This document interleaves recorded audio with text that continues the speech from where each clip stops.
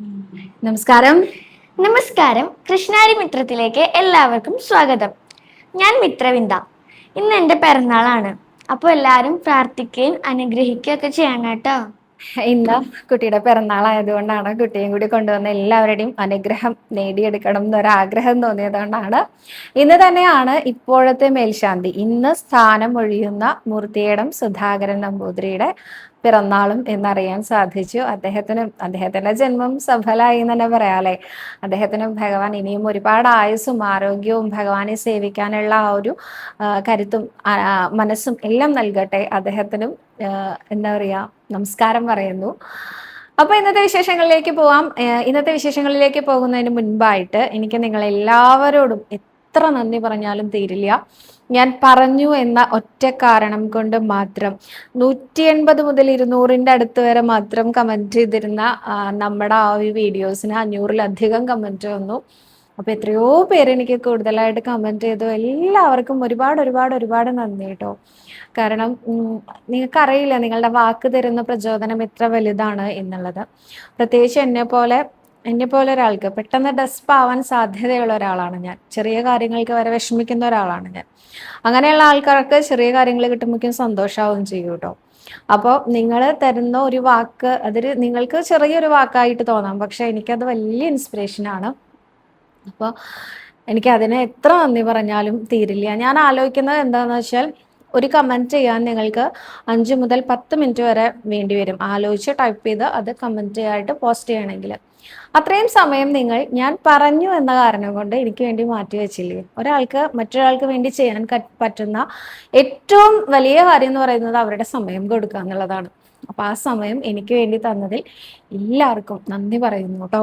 അപ്പൊ ഇന്നലത്തെ ഞാൻ കുറേ ദിവസമായി അമ്പലത്തിലേക്ക് പോയിട്ട്, അപ്പൊ എനിക്ക് ഉച്ചപൂജയുടെ അലങ്കാരം അറിയില്ല. നമ്മുടെ ഉണ്ണികൃഷ്ണൻ കാളിയമർദ്ദന രൂപനായിരുന്ന ഉണ്ണികൃഷ്ണന്റെ പാദ നമസ്കാരം പറയുന്നു. ഒപ്പം കൃഷ്ണപാദമനിശം ഹൃദി ഭാവയാമി, ഹരികൃഷ്ണപാദമനിശം ഹൃദി ഭാവയാമി. അപ്പൊ ഇന്നത്തെ ചോദ്യങ്ങൾ നോക്കാം. എല്ലാ ചോദ്യങ്ങളും ഞാൻ എടുത്തിട്ടില്ല കേട്ടോ, കാരണം ഇന്നത്തെ പിറന്നാള്, ഗസ്റ്റ് ഉണ്ട്. അപ്പൊ എല്ലാം കൂടിയാവുമ്പോൾ എനിക്ക് എല്ലാ ചോദ്യങ്ങളും എടുക്കാൻ പറ്റിയിട്ടില്ല. ഞാൻ അടുത്ത ദിവസം ആ ചോദ്യങ്ങളും കൂടി കൊണ്ടുവരാം കേട്ടോ. രണ്ടാമത് നിങ്ങൾ റിപ്പീറ്റ് ചെയ്യണമെന്നില്ല, ഞാൻ നോക്കി തീരാത്തത് കൊണ്ടാണ്. അപ്പൊ ആദ്യത്തെ ചോദ്യമല്ല, കഴിഞ്ഞ ദിവസം പറഞ്ഞിട്ടുണ്ടായിരുന്നു ഗുരുവായൂർ അടുത്തുള്ള അമ്പലങ്ങളുടെ പേരൊക്കെ പറയാൻ പറഞ്ഞിട്ടുണ്ടായിരുന്നു. ഞാനത് പറഞ്ഞിട്ടുണ്ടായിരുന്നു. 2-3 പേര് എൻ്റെ അടുത്ത് ചോദിച്ചു. ജയൻ നായർ എന്ന ഐഡിയ ആണ് ഇപ്പൊ ഞാൻ പറയുന്നത് കേട്ടോ.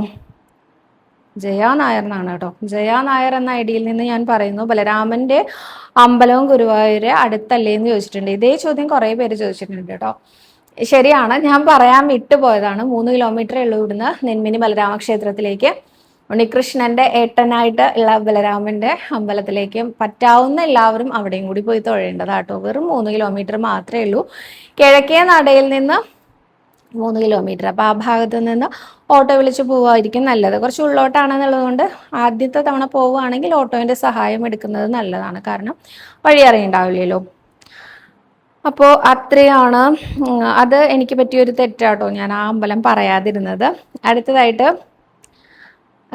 ഇൻഫിനിറ്റി ഒഫീഷ്യൽ എന്ന ഐഡിയിൽ നിന്നാണ് ചോദിച്ചിരിക്കുന്നത്, വസ്തു വിൽപ്പന നടത്താൻ എന്ത് വഴിപാടാണ് ഗുരുവായൂരപ്പന് നടത്തേണ്ടത് എന്ന്.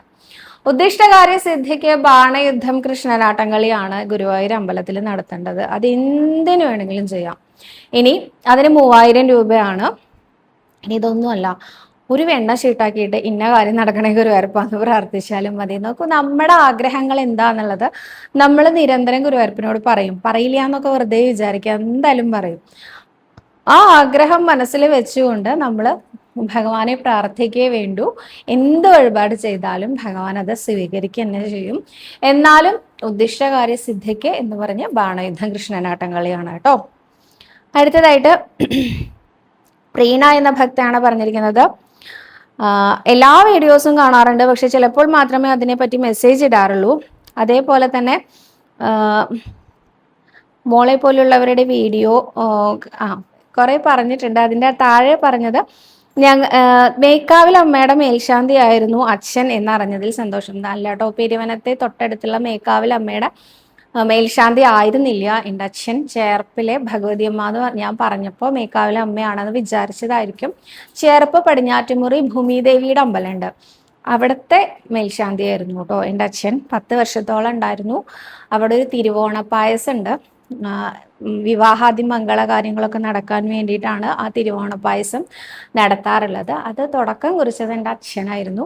അതെന്നും ഞാൻ അഭിമാനപൂർവ്വം ഓർക്കുന്ന ഒരു കാര്യമാണ്. കാരണം ഒരുപാട് പേര് എൻ്റെ അടുത്ത് അതിന് ശേഷം എൻ്റെ അടുത്ത് പറഞ്ഞിട്ടുണ്ട്, ചേർപ്പിലൊരു ഭഗവതി അമ്മയുണ്ട്, അവിടെ ഒരു തിരുവോണപ്പായസം നടത്തിയാൽ വിവാഹം കഴിയുന്നൊക്കെ. അപ്പം ഞാനത് കേൾക്കുമ്പോൾ എൻ്റെ മനസ്സിൽ എന്ത് സന്തോഷമാണെന്ന് അറിയാം. അതെൻ്റെ അച്ഛൻ തുടങ്ങി വെച്ചൊരു വഴിപാടാണ്. അതിലൂടെ അനേകം പേർക്ക് ഫലപ്രാപ്തി ഉണ്ടായിട്ടുണ്ട് എന്നൊക്കെ അറിയുമ്പോൾ നമുക്ക് ഉണ്ടാവുന്ന ഒരു സന്തോഷം ഉണ്ടല്ലോ. അപ്പോൾ ചേർപ്പ് പടിഞ്ഞാറ്റുമുറി ഭൂമിദേവിയുടെ അമ്പലം, ആ അമ്പലത്തിലായിരുന്നു കേട്ടോ അച്ഛൻ 10 വർഷം ഉണ്ടായിരുന്നത്. അടുത്തതായിട്ട് സനാതനം എന്ന ഐഡിയിൽ നിന്നാണ് സവിത. ഞാൻ ജോലി ചെയ്യുന്ന ആളാണ്. സ്ഥലം മാറ്റമില്ലാതെ എപ്പോഴും ഭർത്താവിൻ്റെയും മക്കളുടെയും കൂടെ ജീവിക്കാൻ നാരായണീയം ഏത് ശ്ലോകമാണ് വായിക്കേണ്ടത്? സവിത ഇപ്പോൾ എൻ്റെ ഗുരുസ്ഥാനത്താണ്. ഭഗവാനെ, ഗുരുവായിട്ട് നമുക്ക് എല്ലാവർക്കും ഗുരുവായൂരപ്പനുണ്ടല്ലോ. 65 മുതൽ 69 വരെയുള്ള ദശകങ്ങളാണ് കേട്ടോ ചൊല്ലേണ്ടത്. 65 മുതൽ 69 വരെയുള്ള ദശകങ്ങൾ ഏത് തരത്തിലുള്ള പ്രശ്നങ്ങളിൽ നിന്നും നമ്മളെ കരകയറ്റാനാണ് നമ്മൾ ആ നിവർത്തി വരെയും പഞ്ചദശകം എന്ന ആ ഒരു ഫലപ്രാപ്തി പറയാറുള്ള നാരായണീയത്തിലെ രാസക്രീഡ എന്ന ആ ഒരു ഭാഗം വായിക്കേണ്ടത് കേട്ടോ. 65 മുതൽ 69 വരെയുള്ള ദശകങ്ങൾ എല്ലാ ദിവസവും ചൊല്ലി നമസ്കരിച്ചോളൂ. അടുത്തതായിട്ട് പ്രിയ ലൈജു എന്ന ഐഡിയിൽ നിന്നാണ്. Very good presentation Savitha, keep it up. Our Guruvayurappan blessed you a lot. I asked you a problem haunting me, but no response from you yet. ഞാൻ കണ്ടിട്ടില്ല. എന്താണ് എൻ്റെ ചോദ്യത്തിന് മറുപടി പറയാത്തത് എന്നാണ് ചോദ്യം. പക്ഷെ ഞാൻ ആ ചോദ്യം കണ്ടിട്ടില്ല, അതുകൊണ്ടാണ് മറുപടി പറയാത്തത്. നിങ്ങൾ ഇങ്ങനെ പറയണേന് പകരം ആ ചോദ്യം ഒന്നും കൂടെ ഒന്ന് ആവർത്തിച്ചിവിടെ. ഞാൻ കാണാത്തതുകൊണ്ടായിരിക്കും ചിലപ്പോൾ, അതുകൊണ്ടാട്ടോ അങ്ങനെ പറയണേ. അടുത്തതായിട്ട് ഓമന ആചാരി എന്ന ഐഡിയിൽ നിന്നാണ്. ജോയിൻ ചെയ്തവരുടെ കമന്റുകൾ മാത്രമേ നോക്കാറുള്ളൂ. ഈ വീഡിയോയുടെ താഴെ പലപ്പോഴും കമന്റ് ഇടാറുണ്ടായിരുന്നു. ഒരു മറുപടി പോലും സവിത തന്നില്ല. എൻ്റെ പേര് ഓമന എന്നാണ്, വൈക്കംകാരിയാണെന്ന്. അങ്ങനെയൊന്നുമില്ല. ജോയിൻ ചെയ്തവർക്ക് മാത്രമേ ആൻസർ പറയുന്നില്ല. ഈവൻ ഇൻസ്റ്റഗ്രാമിൽ എന്നെ ഫോളോ ചെയ്യാതെ എന്നോട് പേഴ്സണലി വന്ന് ഡൗട്ട് ചോദിക്കുന്ന ആൾക്കാരുണ്ട്. അവർക്ക് വരെ ഞാൻ മറുപടി കൊടുക്കാറുണ്ട്. അങ്ങനെ അവർ ഫോളോ ചെയ്തിട്ടാണോ ചോദിക്കണേ, അങ്ങനെയൊന്നും ഞാൻ നോക്കാറില്ല കേട്ടോ. ജോയിൻ ചെയ്തിട്ടാണോ നിങ്ങൾ കാണുന്നതെന്ന് എനിക്ക് അറിയില്ല, ഞാൻ അങ്ങനെ നോക്കാറില്ല.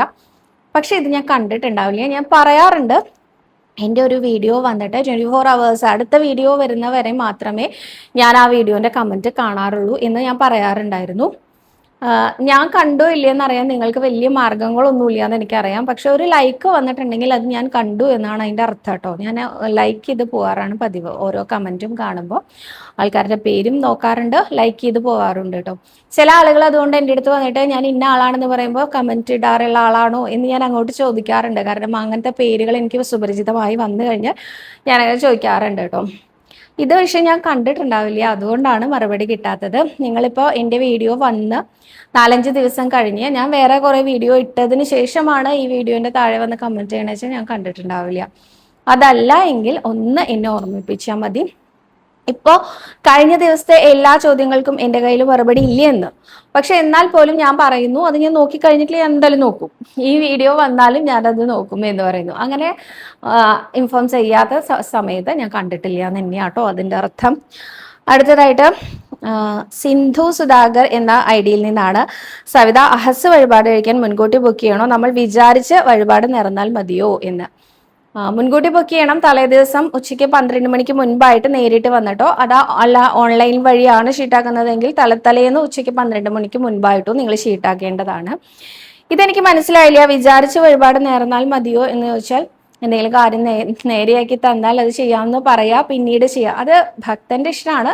ഞാനതിനെ ഒരിക്കലും സപ്പോർട്ട് ചെയ്യില്ല. കാരണം നമ്മളുടെ ഗുരുവായൂരപ്പനോട് പറഞ്ഞാൽ നടക്കാത്തതായിട്ടൊരു കാര്യമില്ല. ആദ്യം തന്നെ ചെയ്തോളൂ. അങ്ങനെയാണ് ഞാൻ പറയാം.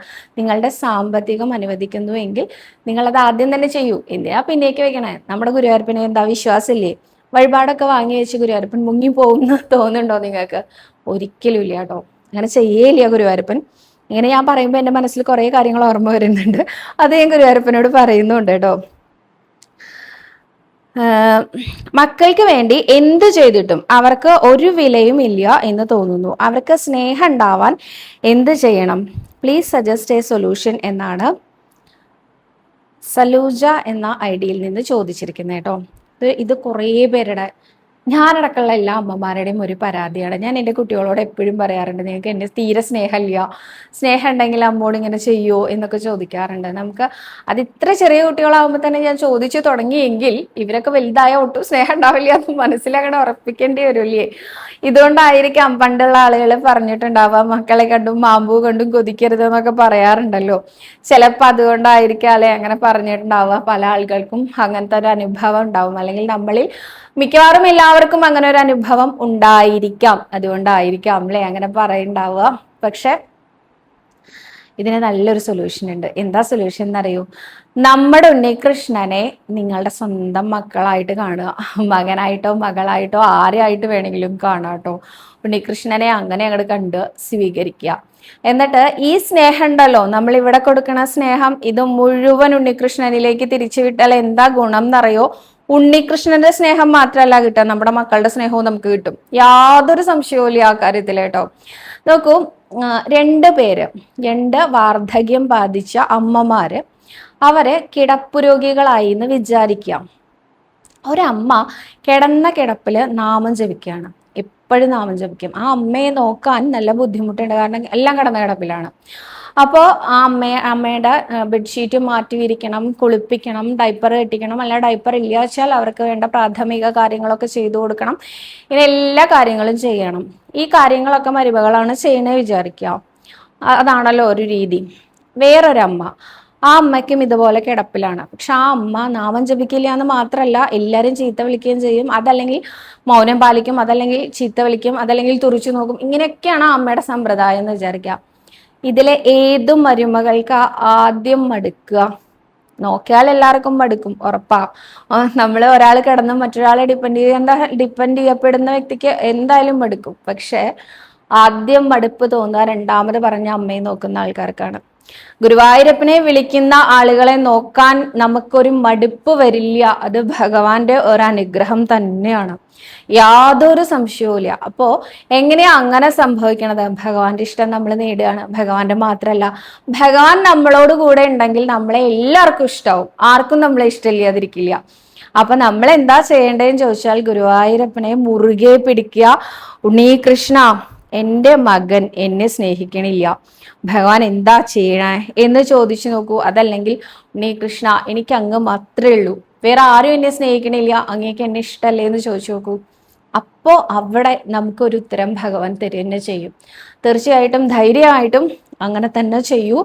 ഇതിൻ്റെ ഒപ്പം എന്ത് പ്രാർത്ഥനയാണ് വേണ്ടത് ചോദിച്ചാൽ, നാരായണീയത്തിലെ 38ാമത്തെ ദശകം ശ്രീകൃഷ്ണ അവതാരം എന്ന ഭാഗമാണ്. ആ ഭാഗം ചൊല്ലി നമസ്കരിച്ചോളൂ, അതും ഉത്തമമാണ് കേട്ടോ. അടുത്തതായിട്ട് എൻ്റെ ഒരു അഭിപ്രായം പറഞ്ഞോട്ടെ. ചോദ്യങ്ങൾക്ക് ഉത്തരം മാത്രമാക്കാതെ ഭഗവാന്റെ കഥകൾ കൂടി പറയൂ, കേൾക്കാൻ ഞങ്ങൾക്ക് ഇഷ്ടമാണ് എന്നാണ് കുമാരി KS എന്ന ഐഡിയിൽ നിന്ന് പറഞ്ഞിരിക്കുന്നത്. തീർച്ചയായിട്ടും ഞാൻ പറയാം, ഞാൻ ഉൾപ്പെടുത്തണം എന്ന് വിചാരിക്കാത്തതുകൊണ്ടല്ല, പക്ഷെ പല പല കാരണങ്ങൾ കൊണ്ട് നീണ്ടുപോവാണ്. എന്നാൽ കഥ മാത്രമായിട്ട് ഞാൻ നിങ്ങളുടെ മുന്നിൽ കൊണ്ടുവന്നാൽ ആരും കാണുന്നില്ല കേട്ടോ. എനിക്കപ്പം നല്ല വിഷമം തോന്നാറുണ്ട്.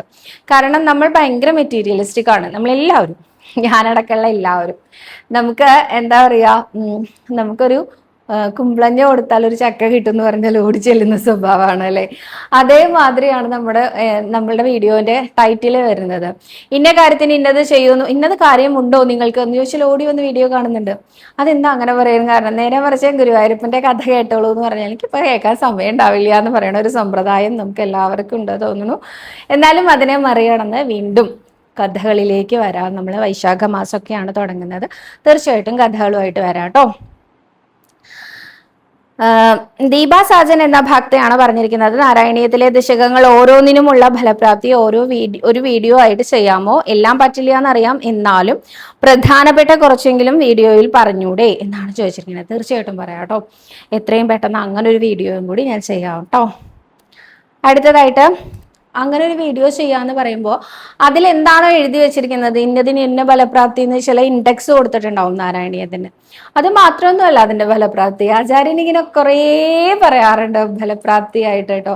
അപ്പൊ ഓരോന്നും വിശദീകരിച്ച് പറയുമ്പോൾ ഒരു വീഡിയോയിൽ ഉൾപ്പെടുത്താൻ പറ്റുമോന്നൊന്നും എനിക്കറിയില്ല, എന്നാലും ഞാൻ മാക്സിമം ശ്രമിച്ചു നോക്കാം കേട്ടോ.